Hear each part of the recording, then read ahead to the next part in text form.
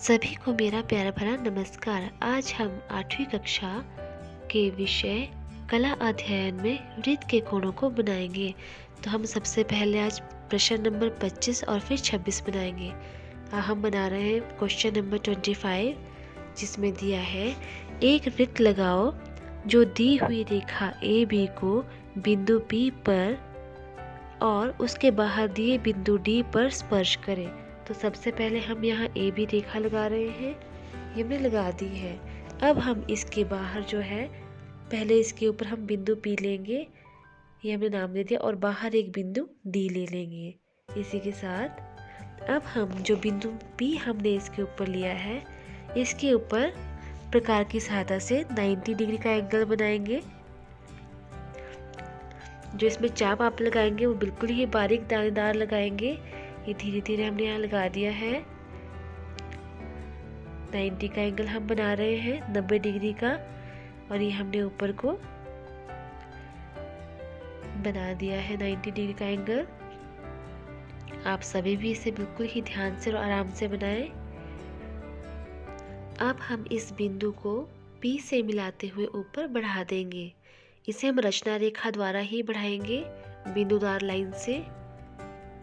बिल्कुल बारीक बारीक दाने बिंदु लगाएंगे आप इस लाइन में। ये हमारा 90 का एंगल बन गया है। अब हम P बिंदु को D से भी मिला देंगे। इसे भी हम रचना रेखा द्वारा ही मिलाएंगे, बिल्कुल दानेदार। ये देखिए हमने P को भी D से मिला दिया है। अब हम P और D जो लाइन है हमारे पास रचना रेखा वाली, इसका हम समद्विभाजन करेंगे। जब हम समद्विभाजन करते हैं तो उसके लिए हम प्रकार जो है आधे से थोड़ी ज़्यादा खोलते हैं, ताकि हमारा जो है आराम से बन जाए। ये देखिए हमने एक चाप लगा दी है। अब इतनी ही प्रकार से हम डी के ऊपर रखेंगे और यहाँ से चाप लगा के इसे काट देंगे। इसे अच्छी तरह काटे जहाँ ये कट रहा है। अब हम इन दोनों बिंदुओं को आपस में मिला देंगे रचना रेखा द्वारा ही। जो समद्विभाजन वाली लाइन है इसे मिला देंगे।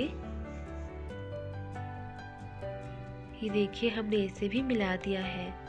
अब जो हमने बिंदु P लिया था ए बी रेखा पर, उसके ऊपर 90 का एंगल लगाया था, और ये समद्विभाजन वाली जो लाइन जहाँ एक दूसरे को काट रहे हैं, इसे हमने O नाम दे देना है। अब हम O से प्रकार खोलेंगे D के बराबर। आप चाहे D के बराबर खोलो या फिर P के बराबर ही होंगे। और इसे बराबर खोलने के बाद यहाँ पे आप वृत्त बना दें। ये हमारा जो वृत्त है वो बनकर तैयार है। ये जो हमने अभी वृत्त बनाया है, ये हमारा वृत्त O अभिष्ट वृत्त है। ये देखिए हमारा वृत्त लगभग बनकर तैयार हो गया है। अब हम अगला क्वेश्चन प्रश्न नंबर 26 बनाएंगे। तो यहाँ पे हम लिखेंगे क्वेश्चन नंबर 26, जिसमें दिया है एक वृत्त खींचो जो ए बी रेखा को स्पर्श करे और बाहर दिए बिंदु P से गुजरे। वृत्त का अर्धव्यास H रेखा के समान दिया है। तो इसमें हमें प्रश्न में एक ए बी रेखा दी है, एक बाहर बिंदु P दिया है और एक अर्धव्यास H रेखा के समान दिया है। तो सबसे पहले हम यहाँ पे ए बी रेखा लगा लेंगे स्केल की सहायता से। ये यहाँ पे हम लगा रहे हैं ए बी रेखा। आप इसका नाप कोई भी रख सकते हैं अपनी मर्जी से, 5 सेंटीमीटर, 6 सेंटीमीटर। ये हमने ए बी रेखा ले ली है। अब हम इसे नाम दे देंगे ए और बी। इसके बाद हमें एक दिया है इसमें एच रेखा, अर्धव्यास जो दिया है। आप इसे थोड़ा छोटा ही रखें, क्योंकि अगर आप इसे एच को थोड़ा बड़ा बनाएंगे तो आपका जो वृत्त है वो बहुत ही बड़ा बन जाएगा। यहाँ हमें इसे नाम दे देंगे एच। एक बिंदु हमें बाहर दिया है P, इसे भी हम नाम दे देंगे P। अब हम एच रेखा के समान प्रकार खोलकर नाप लेंगे और ए बी रेखा के समानांतर एक रेखा खींच देंगे। एच रेखा के समान हम ए से चाप लगा रहे हैं अभी यहाँ पे। अब उतनी ही प्रकार से इसके बाद हम बी बिंदु से भी उतनी ही चाप लगा देंगे। ये हमने बिंदुदार चाप लगा दी है। अब इन दोनों चापों को हम स्केल की सहायता से आपस में मिला देंगे। ध्यान रहे कि ये चाप बिल्कुल ऊपर से बराबर मिले, टेढ़ी लाइन ना हो, ये आपकी ए बी के बिल्कुल समांतर होगी और ये रेखा हमारी रचना रेखा होगी। इसे भी आप बिंदुदार ही लगाएं। ये हमने रेखा लगा दी है। अब हम इसे नाम दे देंगे C और D।